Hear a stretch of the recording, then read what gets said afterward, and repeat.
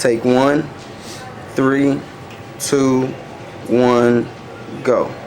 Hi, you are here live with Julia Wild of PR Memo Magazine, and we have Tunde here with us. What's going on? Tunde the comedian. Okay, so Tunde, tell us a little bit about yourself. Honestly, there's not really much to know. I'm sexier in person. I'm taller on the screen. I got a deeper voice on the phone. No, I'm Nigerian from Chicago.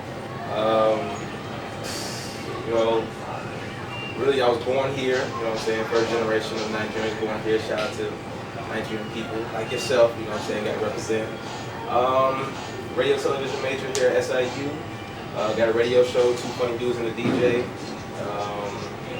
And that's pretty much it. Really, just on the move always keeping something that's going on. So Tunde, how did Tunde the comedian come about? Honestly, just a lot of clowning. Like, I just really just went for it one day and just decided to get on stage and do some comedy because, like, I've always been like, not the class clown, but it's like, if I was in class, not necessarily a class clown, but you know what I'm saying? My mom knew what to expect every parent-teacher conference, you know what I'm saying? She was going to have some extra words about Tunde, but it wasn't like, man, he was annoying or something. It's like, oh man, it's a good time, Tunde in the class, we're going to have fun. Even though my teacher, they never used to like really get mad at me, they just like, okay, that boy's silly. So then like, I honestly one day just like came to my mom, because so many different people were telling me like, yo, you should stand up. And I was like, nah man. Then I asked my mom one day, like, if I did stand up, like, would you support that? Would you think I should do it? She said, yeah, go for it. So once my mom was in support, I'm like that. And I've been doing it for like two years and change now. And my very first show, everyone came out supporting me when I found a venue, and just been going on since then. Okay, so you're funny. Do you ever get nervous when you about to go on for a show? I see it like this, not necessarily nervous, it's like, I see it's a big difference between being a clown and being funny, you know, and I'm not a clown, you know, so I don't go up to get laughed at, I go up to have people laugh with me, so it's not necessarily that I get nervous. I do get a little, you know, antsy before any show, but that, you know, being in front of a crowd of people, that's with anything, but I would say I'm prepared, you know, and once I find myself prepared and just be myself, you know, I don't get nervous. Like, after my first laugh or anything, all that go out there. Okay, so how do you come about with your material?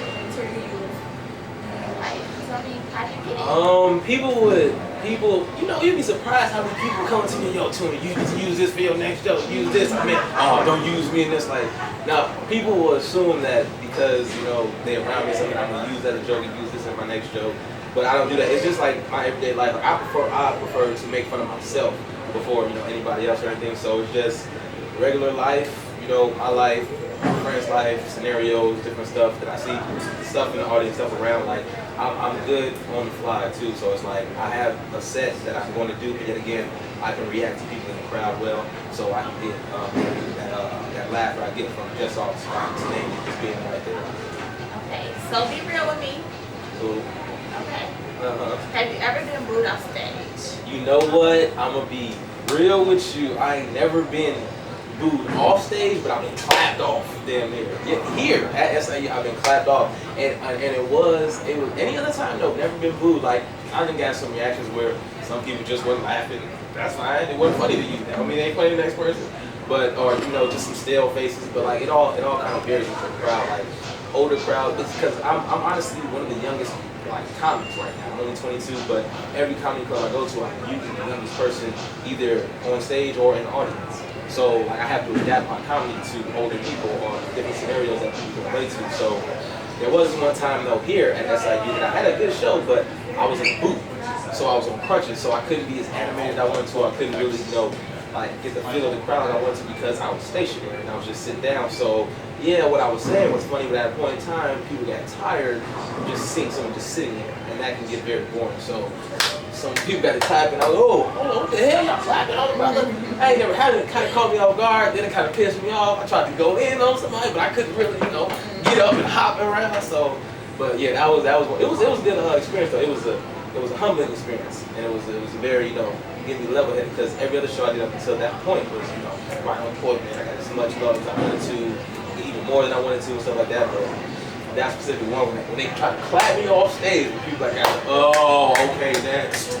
You know, they got, I'm like, oh damn, it's real out here. You know, you gotta come with it. So that was that one time.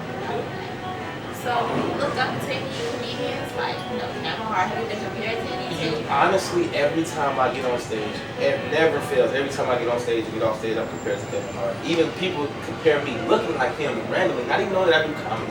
Just like, oh, you look like Kevin Hart. Like, first of all, I'm taller than Kevin Hart. I'm like 5'2", all right? He's a midget, okay? But, you know, and I think just the dark skin thing, but maybe my mannerisms and stuff will remind you of Kevin Hart or something, but I wouldn't say, I look up to a lot of comedians. Like, I've always been deep into comedy. I've always liked it. I've always watched since I was a little kid. So it's like Dave Chappelle, Cat Williams, Eddie Murphy. Yes, of course, Kevin Hart. Other people like Chicago native, D. Ray Davis, Deion Cole. A bunch of other people. Like I like their style because it's original. You know how they're coming off, what they're talking about is stuff that's real. So me myself, I would like to depict my hobby in that same way too. Where it's just like I'm coming off giving you the real me. Like if you ever kick it with me, you would think that it's a full show. And I'm doing full, but that's just literally just being me. You know, and that's how my shows are too. So it's more that familiar. You know, Okay, so you're making moves. You're hardworking. So what's next for you?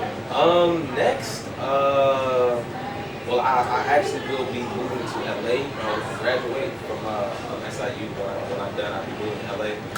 So go pursue other things out there. But right now, I have a show on Thursday in the student center, the ballroom. It's a variety show. It's like SIU's Got Talent. So they're doing that. They're doing the 3 X's and everything like that. So if you ain't got talent, don't come out, I guess. But yeah, I'm gonna be in that show, but not necessarily as a contestant, but more of a showcase.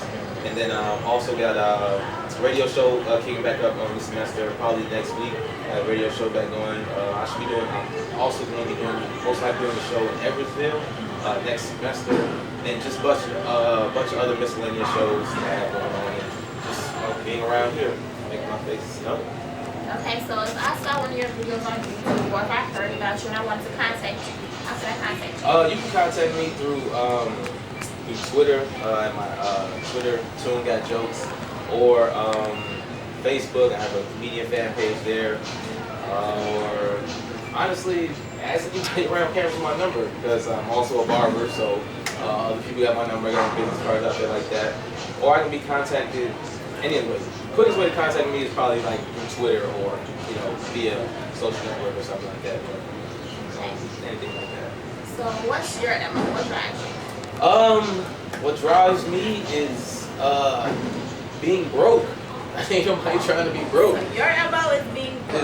That's not what I want to be no more. You know, that's what drives it. But mainly, like really though, my family. My family drives me. I have a very